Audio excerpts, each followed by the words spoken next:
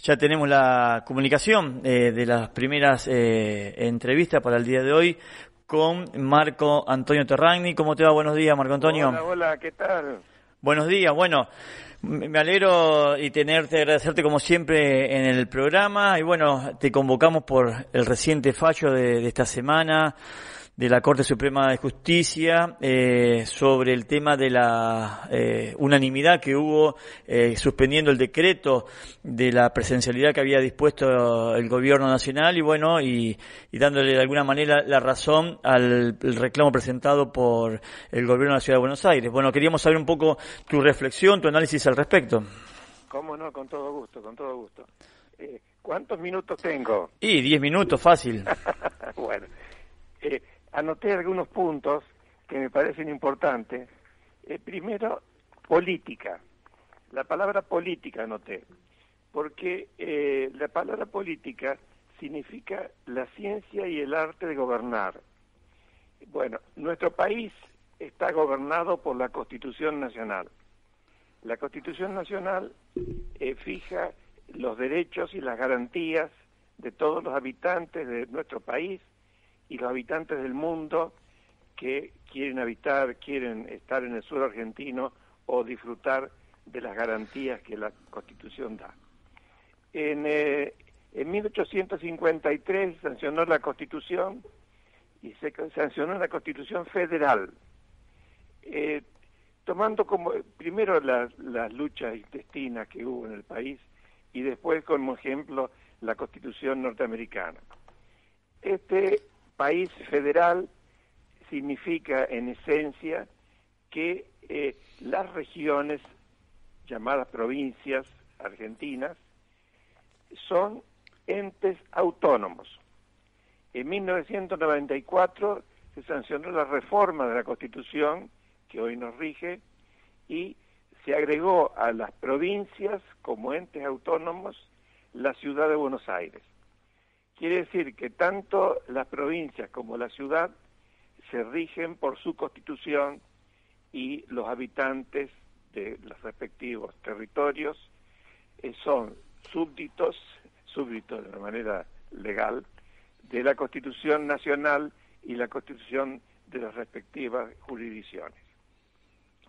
En ese sentido, la Ciudad de Buenos Aires tiene un estatuto autónomo como tienen las provincias, entre ellas la nuestra, Santa Fe.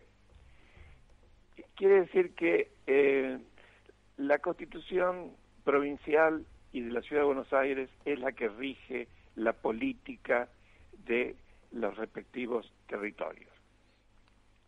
Se ha producido, y todos lo saben, y tus palabras introducen, un conflicto que derivó en una sanción de un pronunciamiento de la Corte entre la Ciudad de Buenos Aires y el gobierno nacional.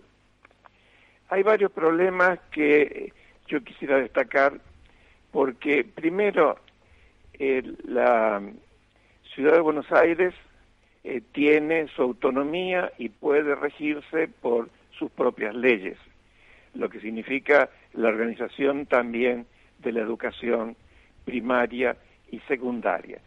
No universitaria estatal, porque las respectivas universidades tienen también su autonomía.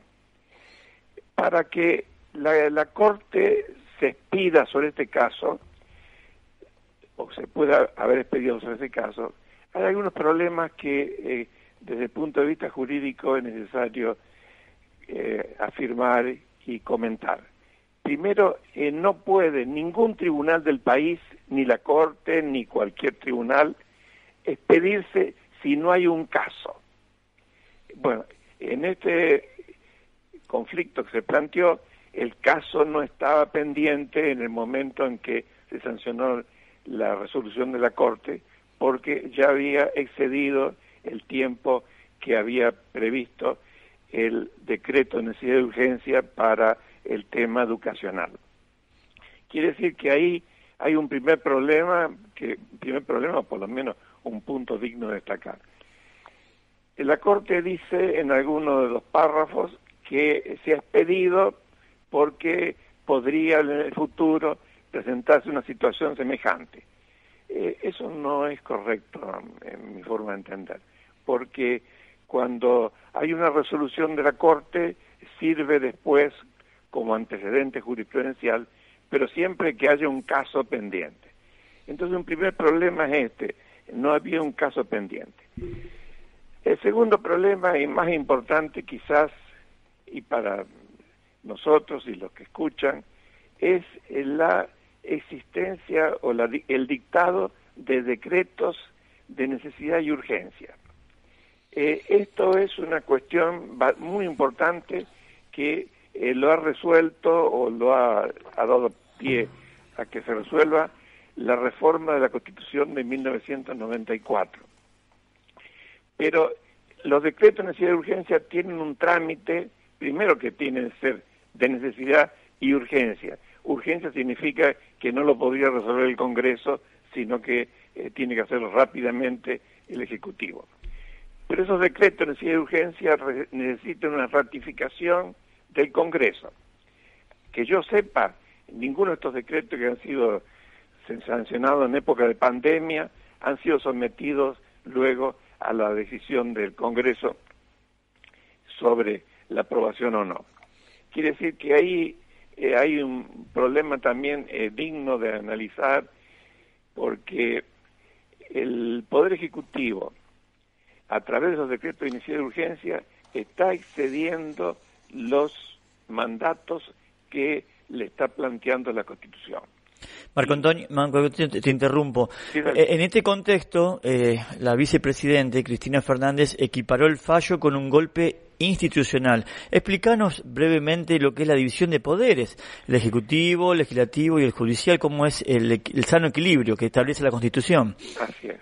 Bueno, cuando empecé a charlar, hablé de política, pero no voy a hablar de política partidaria ni de política digamos, de grupos, porque eso ya es un tema que interesa a cada uno de los habitantes del país, que tienen sus propios criterios sobre quién tiene razón o no tiene razón. Yo no voy a hablar de la cuestión personal. Sigo insistiendo en la cuestión institucional.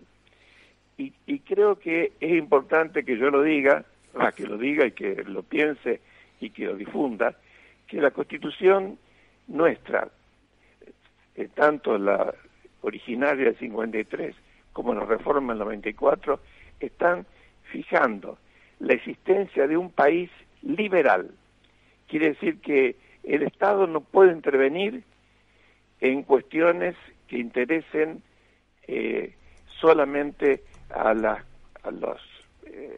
multitudes o a los grupos, sino que tiene que respetar las libertades individuales. Nosotros tenemos un artículo en la Constitución que para mí es admirable, y por eso siempre lo menciono en mis clases, en mis exposiciones, que es el artículo 19 de la Constitución. Y dice ese artículo: las acciones privadas de los hombres que de ningún modo ofendan al orden y a la moral pública y perjudiquen a un tercero, están reservadas a Dios y exentas de la autoridad de los magistrados. Quiere decir que nosotros tenemos libertad para decidir nuestras propias acciones, siempre que lo que hagamos no perjudique a terceros ni ofenda al orden público o a la moral pública. El problema se presenta, Marco Antonio, cuando en época de pandemia, hace más de un año, están en juego nuestras libertades individuales, si podemos salir, si no podemos salir, qué horario de trabajo, de salida, de día, de noche. Sí, es cierto, es cierto. Estamos viviendo momentos difíciles y obviamente esto trae dificultades, no solamente en el terreno sanitario, sino con reflejo en la cuestión jurídica, que es la que estaba mencionando. ¿Qué es lo que va a pasar en adelante? No sé, pero depende primero de nosotros mismos, si aceptamos que se restrinjan nuestras libertades sin necesidad o sin un extremo tan abrupto. Y en segundo lugar, que quienes tienen el poder de decisión acierten en la posibilidad de defender la salud, la vida y también la situación económica de cada uno de nosotros. Por último, Marco Antonio, te hago una consulta ya fuera del fallo judicial. Presentaste ya el nuevo libro, ya llevan más de 30 libros escritos sobre derecho que se difunden en Argentina y en el mundo. ¿De qué se trata el último volumen? El libro está en imprenta y va a salir, pienso, en los próximos días. El título es Derecho Penal Constitucional y me refiero justamente a las cuestiones constitucionales vinculadas a lo penal. Confío en que ese libro sea útil para que la gente que lo lea y lo estudie, pero tengo muchas satisfacciones en cuanto a lo que he escrito y cómo se ha difundido. Tanto es así que ayer me llamaron de Guatemala para dar unas clases virtuales sobre estos temas así tan importantes y fundamentales. O sea, no entrar en los detalles, sino que entrar en lo que realmente importa a la gente e importa a las instituciones. Y también está en carpeta otro libro que saldrá seguramente en 2022 con Filosofía y Derecho. Sí, me río porque yo he escrito varios libros, como has dicho, ¿no? Y generalmente cuando estoy terminando un libro, acudo al Instituto Max Planck de Freiburg, Alemania. Ya lo he hecho, yo fui becario de ese instituto y lo he hecho 29 veces. Pero el año pasado no pude ir y este año creo que tampoco, porque la situación tanto de Alemania como de Argentina y del mundo no es favorable. Pero espero que en los próximos días, si todo sale bien, hacerte llegar un libro para que lo veas y lo ojees a ver qué te parece. Marco Antonio Terragni, muchas gracias como siempre, y bueno, y te reconozco y valoro que con más de 80 años, 82 creo que seguís aportando a la comunidad jurídica y también en materia bibliográfica. Muchas gracias, Marco Antonio. Bueno, por favor, gracias a vos por la invitación.